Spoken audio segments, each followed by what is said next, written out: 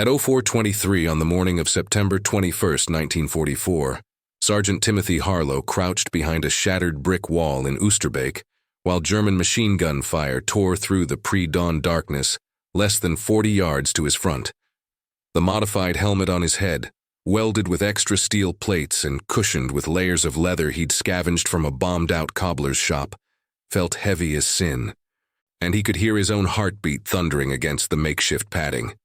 If you're fascinated by the soldiers who refused to accept standard issue and survived because of it, hit that like button and subscribe for more untold stories from World War II.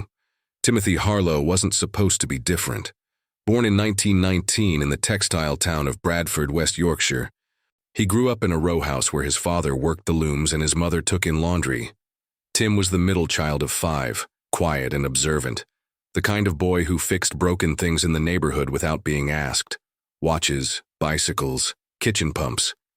He had hands that understood how objects worked, how stress moved through metal, where weak points hid. His schoolmaster once told his mother that Tim had an engineer's mind trapped in a working-class body, and she'd bristled at the condescension, but privately agreed. When war broke out in September 1939, Tim was 20 years old, working as a machinist's apprentice at a factory that made textile equipment. He didn't rush to enlist. He watched the newsreels, read the papers, and thought carefully about what kind of soldier he wanted to be. By the time he walked into the recruiting office in April 1940, he'd made his decision. He wanted the parachute regiment. Not for glory, but because he'd read that airborne troops were given extra training, better equipment, and were expected to think independently behind enemy lines. That appealed to him. The idea of being dropped into chaos and having to solve problems with whatever was at hand. The training was brutal. Hardcastle barracks, then RAF Ringway for jump school. Tim proved himself methodical and calm under pressure, traits that earned him steady promotions. By 1942, he was a corporal. By early 1944, a sergeant in the 2nd Battalion, 1st Parachute Brigade. His men respected him because he didn't waste words, and because when he gave an order, it made sense. He thought 3 moves ahead. He noticed details others missed. But there was something else about Tim Harlow that set him apart, something his fellow soldiers found eccentric at best and absurd at worst. He didn't trust standard issue equipment. Not entirely. He'd seen too many failures, too many moments where regulation gear had let men down, a strap that broke under load, a buckle that froze in the cold, a helmet that cracked when it should have held. So Tim modified things. He reinforced his webbing with extra stitching. He wrapped his rifle sling with leather to prevent slipping. He carried a spare firing pin he'd machined himself, tucked in a waterproof pouch. And then there was the helmet. It started in North Africa in 1943, before his unit shipped back to England for the build-up to D-Day. Tim had been examining a British Mark II helmet that had been struck by shrapnel and penetrated. The soldier wearing it had died instantly. Tim turned the helmet over in his hands, studying the entry point, calculating angles and force. The standard steel was good, but not good enough. Not for a direct hit from certain calibers at certain ranges. He began to wonder if there was a way to improve it, without making it so heavy that it became a liability. Over the following months, whenever his unit was out of combat, Tim worked on his helmet in whatever spare moments he could find. He scavenged materials, a sheet of steel from a destroyed vehicle, leather from abandoned shops, padding from a ruined upholstery warehouse. Using tools he borrowed or improvised, he carefully welded additional plates to the crown and sides of his standard helmet, focusing on the areas most vulnerable to direct fire. Then he built up layers of leather and thick cloth on the interior, creating a suspension system that would distribute impact force and prevent concussion. The result was a helmet that looked absurd. It was bulkier, oddly shaped, with visible weld marks and uneven surfaces. When Tim first wore it during a training exercise in England in the summer of 1944, the mockery was immediate. "Oi, Harlow, you preparing for a jousting tournament?" one private called out. "Looks like someone dropped a kettle on your head and it stuck," another added. Even his closest friend in the unit, Corporal Danny McBride, a wiry Scotsman from Glasgow, shook his head with a grin. "Tim, mate, you look like a bloody medieval knight who got lost on his way to Agincourt. The lads are calling it your fortress. Harlow's walking fortress." Tim took the ribbing without complaint. He understood how it looked. He also understood physics and probability. "If it stops a bullet," he said quietly, "I won't care what it looks like." "If it stops a bullet, I'll eat my bloody boots," Danny replied, laughing. But Tim kept wearing it, through training exercises, through equipment inspections, where officers raised eyebrows but said nothing, because Tim was a good sergeant, and the modifications weren't technically against regulations. Through the final briefings before Operation Market Garden. Market Garden was supposed to be the operation that would end the war by Christmas. Field Marshal Montgomery's bold plan to drop 3 airborne divisions into the Netherlands, seize a series of bridges, and open a corridor for armored units to punch through into Germany. The British 1st Airborne Division would take the northernmost objective, the bridge at Arnhem, and hold it until XXX Corps arrived from the south. On September 17, 1944, Tim Harlow jumped out of a C-47 over the Dutch countryside, along with thousands of other paratroopers. The drop was scattered but successful. His unit assembled and began the march toward Arnhem, moving through farmland and small villages, where Dutch civilians waved orange flags and offered water and bread. The atmosphere was almost celebratory. The Germans were supposed to be weak here, demoralized in retreat. That assessment proved catastrophically wrong. What British intelligence had failed to detect were the 9th and 10th SS Panzer Divisions, refitting in the area around Arnhem. Battle-hardened units with tanks, armored vehicles, and experienced commanders. When the lightly armed British paratroopers arrived, they walked into a meat grinder. Tim's battalion made it to the western edge of Arnhem, but was soon cut off from the main force holding the bridge. Radio communications failed. Resupply drops landed in German-held territory. By September 19th, the scattered British units had been pushed back into a shrinking perimeter around the village of Oosterbeek, along the northern bank of the Rhine. The plan had collapsed. Now it was just about survival. The fighting in Oosterbeek was close, vicious, and exhausting. German infantry supported by tanks and self-propelled guns attacked repeatedly, trying to crush the British pocket. The paratroopers defended from houses, gardens, and rubble piles, armed with rifles, Sten guns, Piats, and whatever ammunition they had left. Tim's section held a position in what had been a residential street, now a landscape of broken walls and burning vehicles.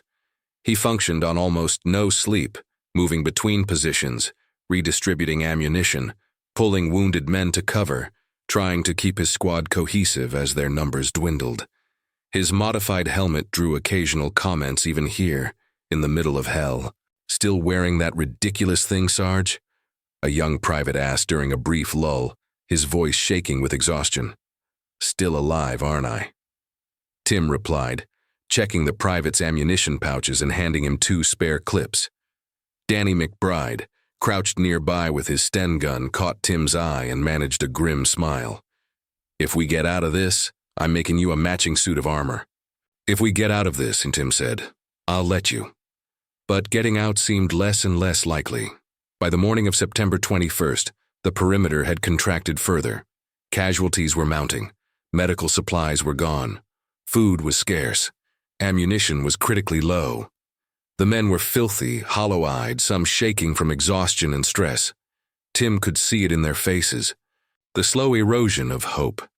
His section was positioned behind a low brick wall that had once enclosed someone's garden. Behind them was a damaged house they were using as a fallback position. In front, across a stretch of open ground perhaps 50 yards wide, German infantry had established fighting positions in the ruins of what had been a school. At 04:23, the Germans launched another attack. The darkness erupted with muzzle flashes and the chattering roar of MG-42 machine guns. Tracers streaked through the air. Mortar rounds began dropping into the British positions, throwing up fountains of dirt and shrapnel. Tim pressed himself against the brick wall, feeling the impacts shudder through the masonry. He could hear his men returning fire, short controlled bursts to conserve ammunition. He raised his Lee Enfield rifle, sighted on a muzzle flash across the field, and squeezed off a round. The flash disappeared.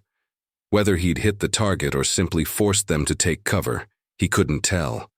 The weight of his modified helmet pressed down on his skull. His neck ached from carrying it through 4 days of combat. For a moment, crouched there in the dark with bullets snapping overhead and the earth shaking from explosions, he wondered if all the mockery had been justified. Maybe it was ridiculous. Maybe he'd been overthinking a problem that had already been solved adequately by military engineers who knew more than he did. Then the firing pattern changed.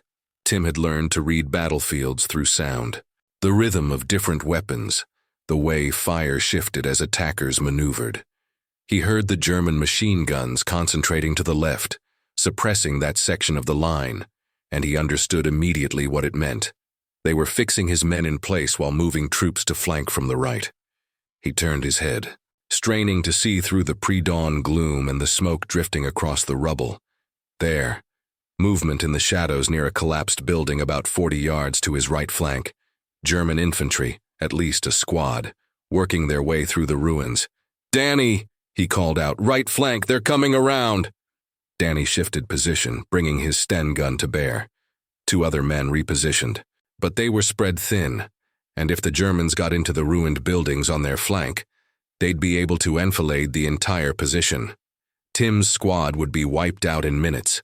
Tim rose slightly, moving along the wall to get a better angle. He needed to spot the German NCO or officer directing the flanking movement. Kill the leader, disrupt the maneuver, buy time for his men to adjust their defense. He scanned the ruins, his Lee Enfield raised to his shoulder. The light was terrible, just the faintest gray beginning to seep into the eastern sky, everything else shadows and silhouettes. Then he saw him, a German soldier crouched behind a pile of bricks, gesturing to the men behind him. The body language was unmistakable, the way he moved with authority, directing others. Tim settled his breathing, let half the air out of his lungs, began to squeeze the trigger. The impact came without warning. A sledgehammer blow to the left side of his head, just above his ear. The world exploded into white light and roaring sound. Tim was thrown sideways, his rifle clattering from his hands. He hit the ground hard, his vision swimming, his ears ringing with a high-pitched whine that drowned out everything else. For several seconds he couldn't think, couldn't process what had happened. There was just confusion and pain and the certainty that he'd been shot in the head and was dying. But he could still see, still move his hands. He touched the side of his head, expecting to find shattered bone and blood, and instead his fingers met metal. His helmet. The modified helmet was still on his head, but the impact had driven it sideways, and he could feel a deep gouge in the extra plating he'd welded to the left side. A bullet had struck him directly in the temple, and the extra steel plate had stopped it. The realization cut through the shock like cold water. He wasn't dying. The ridiculous helmet, the one that had drawn months of mockery and laughter, had just saved his life. Tim forced himself up onto his elbows, blinking hard to clear his vision. His head throbbed with savage pain, and he knew he'd have a concussion, but he was alive and conscious. He looked around, trying to orient himself. His men were still fighting, still holding the wall. They hadn't seen him go down in the darkness and chaos, and the German sniper who'd shot him was still out there. Tim's mind, even stunned and aching, began working through the problem. The angle of impact, the trajectory. He'd been hit from the right front, elevated position. The German sniper wasn't with the flanking squad.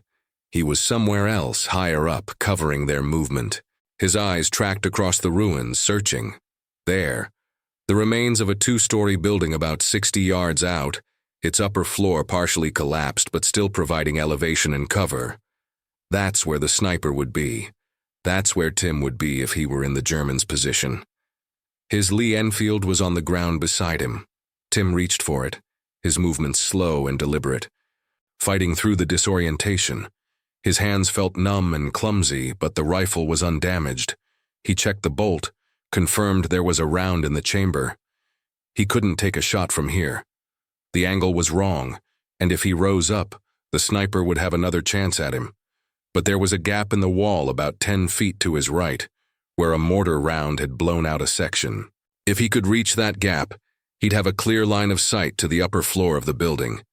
Tim began to crawl, dragging himself along the base of the wall. Every movement sent waves of pain through his skull. His vision kept blurring at the edges. He could taste blood in his mouth, probably from biting his tongue on impact. The weight of his modified helmet felt crushing now, but he didn't dare take it off. He reached the gap, paused, took several breaths trying to steady himself. He could hear Danny firing his Sten gun in controlled bursts, hear other voices shouting in English and German, hear the relentless hammer of the MG-42s. Tim positioned himself at the edge of the gap, his rifle shouldered. He knew he'd have only seconds. The moment his head cleared the wall, the German sniper would see him. This would come down to who was faster and more accurate. He thought about the men depending on him. Danny, the young private who'd asked about his helmet, the others. If that flanking squad got into position, they'd all die here in this miserable Dutch garden before the sun was fully up. Tim rose into the gap, his rifle coming up fast, his eye finding the scope picture even as his vision swam. He saw the upper floor of the ruined building, the shadows, the angles, and there, a shape that didn't belong. A human silhouette, prone, a rifle barrel extending. He centered the Lee Enfield sights on the shape and fired. The recoil kicked against his shoulder. Through the scope, he saw the German sniper jerk backward, saw the rifle fall. A hit, clean and final. Tim dropped back below the wall, his heart hammering, adrenaline flooding through his system and momentarily overwhelming the pain. He'd done it. The sniper was down. "Sarge!" Danny was crawling toward him, his face streaked with dirt and worry. "You all right? I saw you go down." "I'm fine," Tim managed, though his voice sounded strange in his own ringing ears. "Took a hit to the helmet." Danny stared at him, then at the helmet, then back at his face. Even in the dim light, Tim could see his expression change from concern to disbelief to something like awe. "Jesus, Mary, and Joseph," Danny breathed. "Your bloody fortress actually worked." "The flanking squad," Tim said, pushing past the moment. "We need to stop them before they get set." With the sniper eliminated, Tim was able to direct effective fire on the German squad trying to work around their flank. Without covering fire from the sniper, they were exposed, and after taking casualties, they fell back. The immediate crisis passed. The German attack broke off as dawn light spread across the battlefield. In the brief respite that followed, word spread through the section. Harlow took a direct hit to the helmet. The helmet stopped it. The ridiculous, welded, overbuilt helmet had saved his life and, by extension, saved them all. Because without Tim to spot the flanking maneuver and eliminate the sniper, they'd have been overrun. The mockery stopped. Men who'd laughed about the fortress now looked at it differently. Some asked Tim if he could modify their helmets too, though he had to explain that he didn't have the tools or materials here, not in this shrinking perimeter where every scrap of metal was needed for other purposes. Tim kept the helmet on, through the rest of that day, through the continued attacks, through the night of September 21st and into the 22nd. His head ached constantly, and he knew the concussion was worse than he'd initially thought. Sometimes his vision doubled, sometimes he felt nauseous, but he kept functioning because his men needed him, and because there was no medical evacuation available anyway. On the night of September 25th, the remnants of the 1st Airborne Division received orders to withdraw across the Rhine. Operation Market Garden had failed. Of the roughly 10,000 British and Polish airborne troops committed to the battle, fewer than 2,400 made it back across the river. The rest were killed, wounded, or captured. Tim Harlow was among the survivors. He crossed the Rhine in darkness, wading through the cold water, his modified helmet still on his head, helping to carry wounded men who couldn't walk. Danny McBride made it out too, along with a handful of others from their section. When they reached the relative safety of the southern bank and were loaded onto trucks to be evacuated, Tim finally removed his helmet. His hands shook as he turned it over, examining the gouge where the German sniper's bullet had struck. The extra steel plate he'd welded on had deformed from the impact, but hadn't been penetrated. The layered leather and cloth padding inside had absorbed enough of the shock to keep his skull from fracturing. "You should keep that," Danny said quietly, sitting beside him in the truck. "It's proof." "Proof of what?" Tim asked. "That sometimes being different keeps you alive." Tim was hospitalized for 2 weeks with severe concussion. The doctors told him he'd been incredibly lucky, that a direct hit to the temple usually meant death or permanent disability. They examined his helmet with professional interest, taking measurements and photographs. One doctor suggested that the British Army should consider Tim's modifications for wider implementation, though nothing ever came of it. He was awarded no medal for the action at Oosterbeek. Medals required witnesses, reports, clear documentation of specific acts of valor. And in the chaos of Arnhem's collapse, those formalities were often lost. What Tim had done, spotting the flanking movement and eliminating the sniper despite being wounded, was simply filed away in after-action reports that few would ever read. Tim returned to his unit in November 1944, but he was never quite the same. The headaches persisted. He had trouble sleeping, plagued by dreams of the burning streets of Oosterbeek and the faces of men who hadn't made it out. In February 1945, he was quietly reassigned to training duties in England, removed from combat operations. The official reason was the lingering effects of his head injury. The unofficial reason was that his superiors could see the exhaustion in him, the way the fight had been ground out of him day by day in that Dutch hell. When the war in Europe ended in May 1945, Tim was discharged and returned to Bradford. He went back to his old job at the machine shop, back to the row house, back to a life that seemed impossibly small and quiet after everything he'd experienced. He married in 1947, a woman named Margaret who worked as a nurse and who had the patience to deal with his silences and his nightmares. They had 2 children, both daughters. Tim almost never spoke about the war. When people asked, he gave brief, factual answers that shut down further questions. He kept the modified helmet in a wooden box in the attic, wrapped in oilcloth. Margaret knew it was there but never asked him about it. She understood that some things needed to remain private. It wasn't until the 1970s, when historians and veterans groups began conducting more systematic interviews with Arnhem survivors, that Tim's story emerged.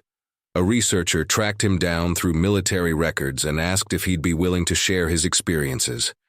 By then, Tim was in his 50s, his daughters grown, his nightmares less frequent, though never fully gone. He spoke for 3 hours, the researcher's tape recorder running, describing the battle in careful detail.